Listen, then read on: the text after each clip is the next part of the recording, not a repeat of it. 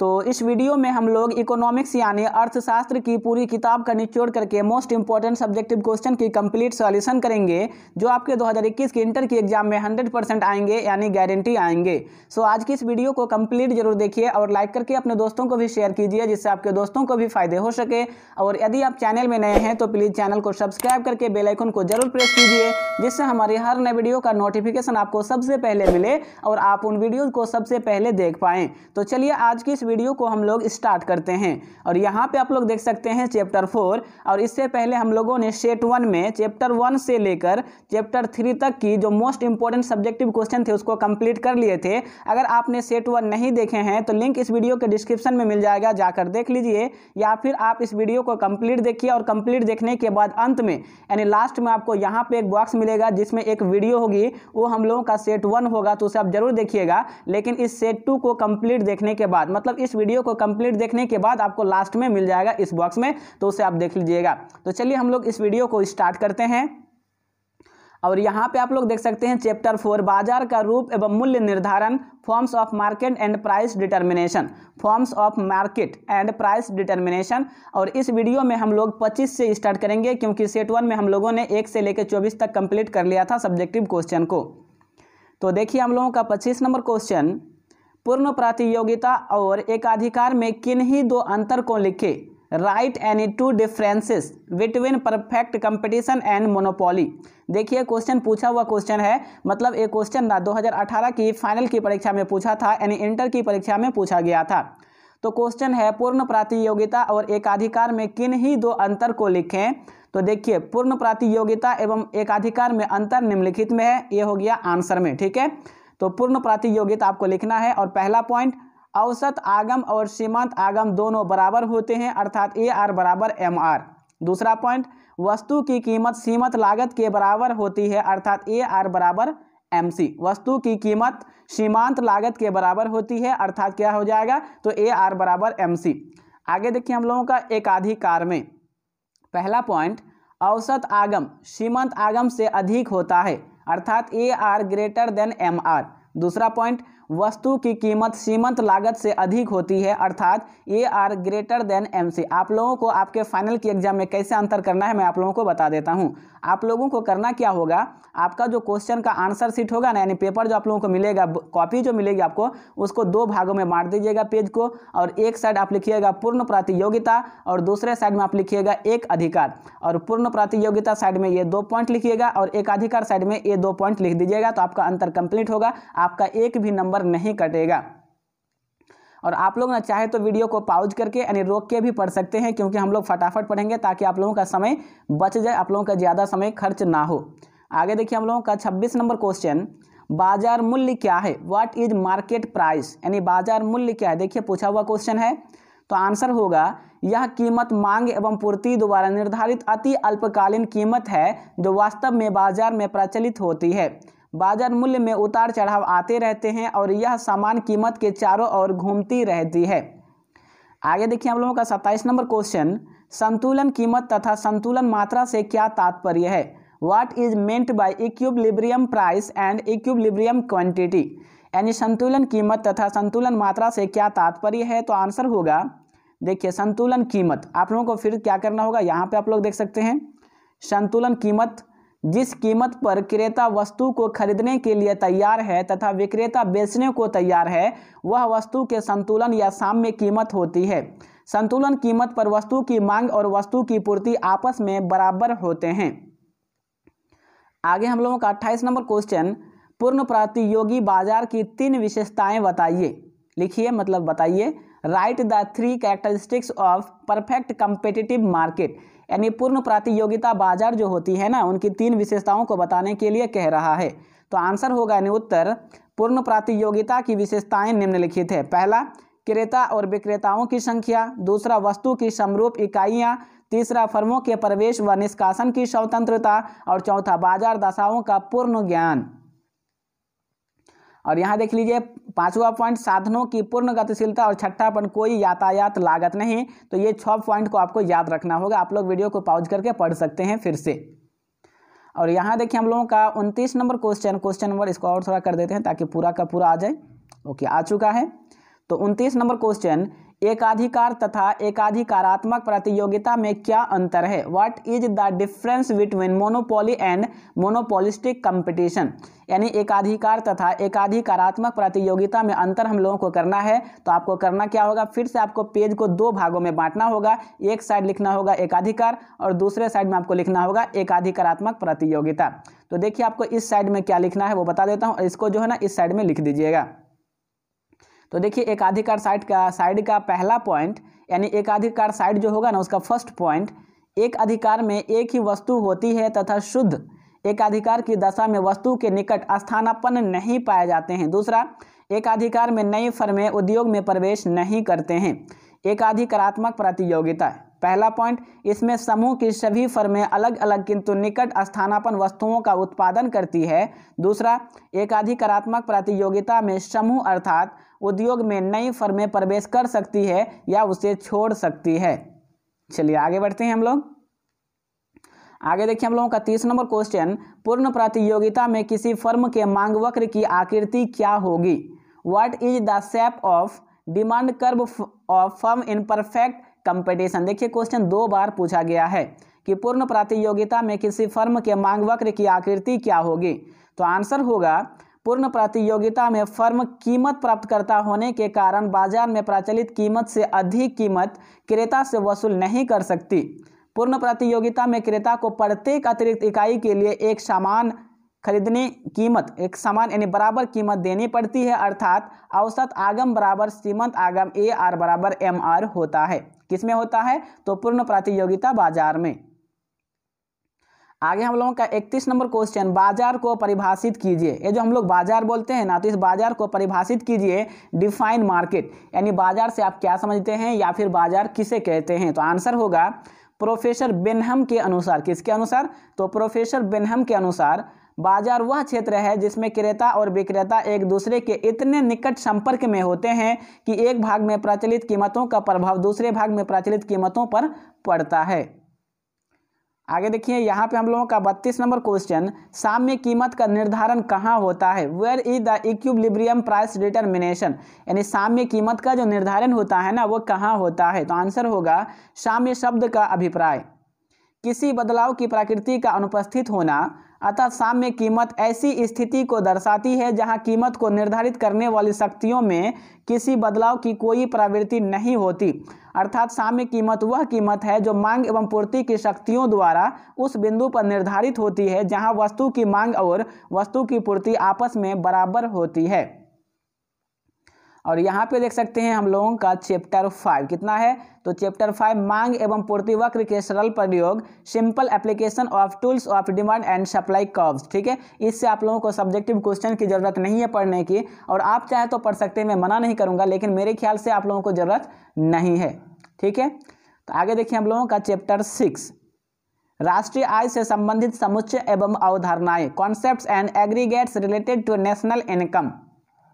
इसका देखिए हम लोगों का 33 नंबर क्वेश्चन, व्यक्तिक प्रयोग आय क्या है? What is personal disposable income? यानी व्यक्तिक प्रयोग आय क्या है? तो आंसर होगा, व्यक्तिक प्रायोज्य आय वह आय है जो व्यक्तियों को सभी स्रोतों से प्राप्त होती है तथा सरकार द्वारा आरोपित करों के भुगतान के बाद व्यक्ति के पास बचती है।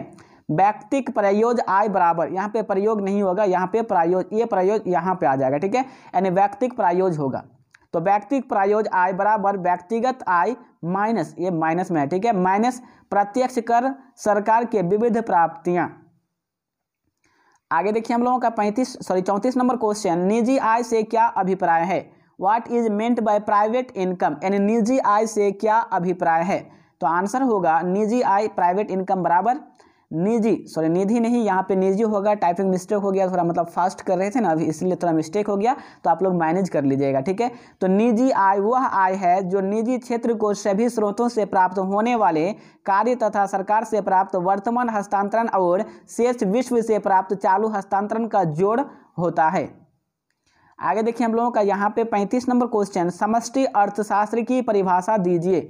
Given definition of micro economics. एक क्वेश्चन देखिए पूछा हुआ है, क्वेश्चन है कि समष्टि अर्थशास्त्र की परिभाषा दीजिए। देखिए आप लोगों को क्वेश्चन कितने टाइप से पूछ सकता है, वहाँ पे पूछेगा कि समष्टि अर्थशास्त्र किसे कहते हैं, या फिर समष्टि अर्थशास्त्र से आप क्या समझते हैं, या फिर पूछेगा कि समष्टि अर्थशास्त्र को परिभाषित कीजिए, या पूछेगा कि समष्टि अर्थशास्त्र क्या है। तो आप लोगों को घबराना नहीं है, ये आंसर आप लोगों को लिख देना है। प्रोफेसर बोल्डिंग के अनुसार व्यापक अर्थशास्त्र व्यक्तिगत मात्राओं का अध्ययन नहीं करता बल्कि इन मात्राओं के समूह का अध्ययन करता है। व्यक्तिगत आयों का नहीं अपितु राष्ट्रीय आय का, व्यक्तिगत कीमतों का नहीं बल्कि सामान्य कीमत स्तर का, व्यक्तिगत उत्पादन का नहीं बल्कि राष्ट्रीय उत्पादन का। आगे देखिए हम लोगों का 36 नंबर क्वेश्चन, राष्ट्रीय आय को व्यय विधि से कैसे मापा जाता है। How national income is calculated by expenditure method. यानी राष्ट्रीय आय को किस विधि से, तो व्यय विधि से कैसे मापा जाता है। तो आंसर देखिए, आंसर हो जाएगा व्यय विधि के कदम, स्टेप्स इन एक्सपेंडिचर मेथड। पहला क्या है, अंतिम व्यय करने वाली इकाइयों की पहचान, दूसरा अंतिम व्यय का वर्गीकरण, तीसरा अंतिम व्यय की गणना, और चौथा विदेशों से शुद्ध साधन आय का आकलन, और पांचवा राष्ट्रीय आय का अनुमान। ये 5 पॉइंट आप लोगों को याद रखना होगा।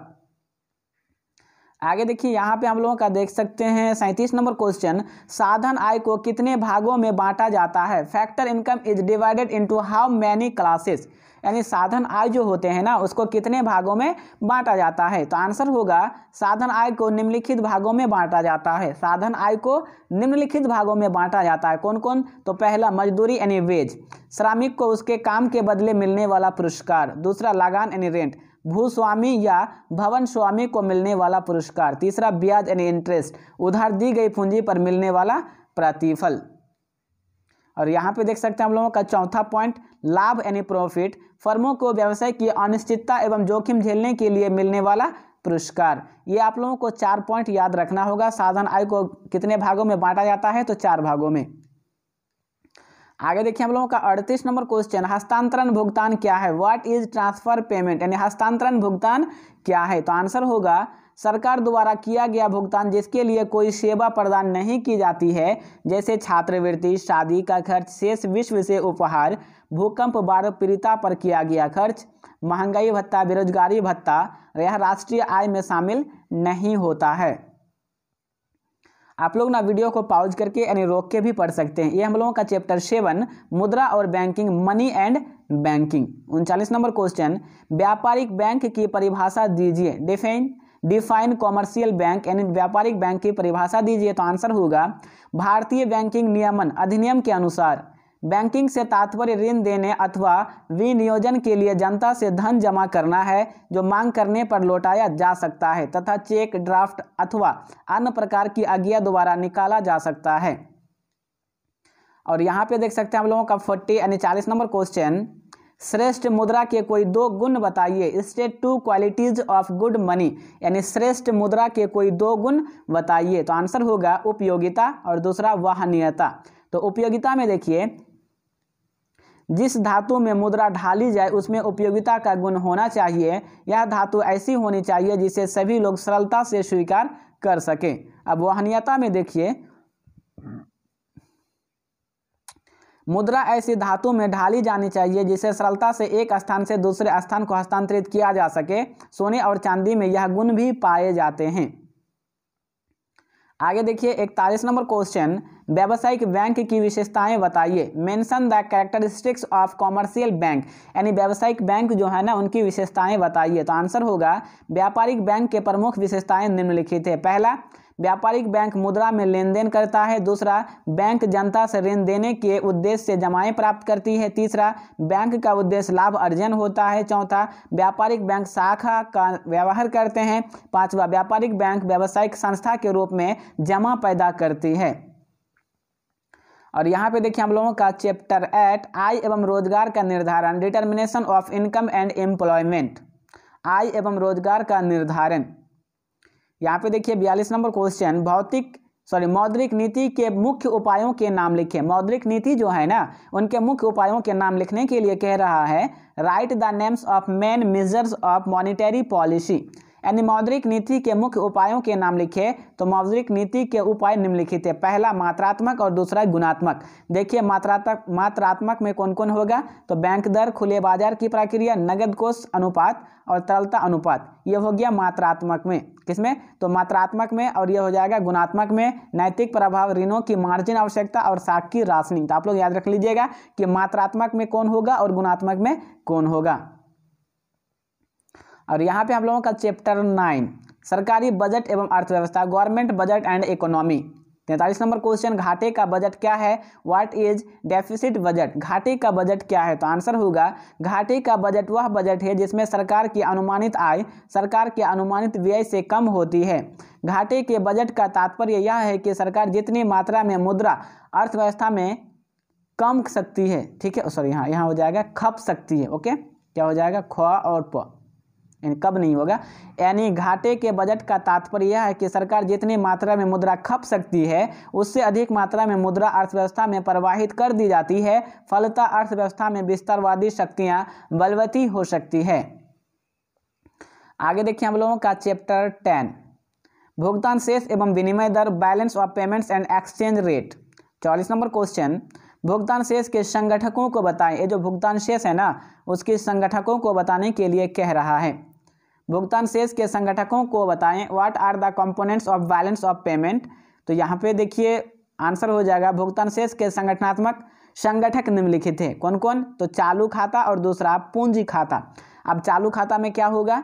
तो चालू खाता वह खाता है जिसमें वस्तुओं और सेवाओं के आयात और निर्यात एवं एक पक्षीय भुगतानों का हिसाब किताब रखा जाता है।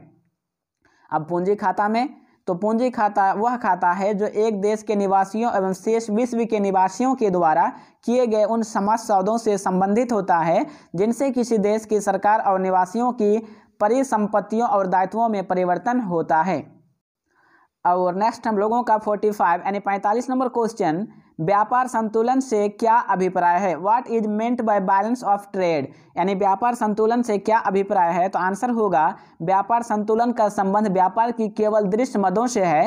किसी देश के कुल दृश्य निर्यात एवं कुल दृश्य आयात के मूल्य से जितना अंतर होता है उसे उस देश का व्यापार संतुलन कहा जाता है। यहाँ पे आप लोगों का सेट 1 दिख रहा होगा, तो इसे आप देख लीजिए।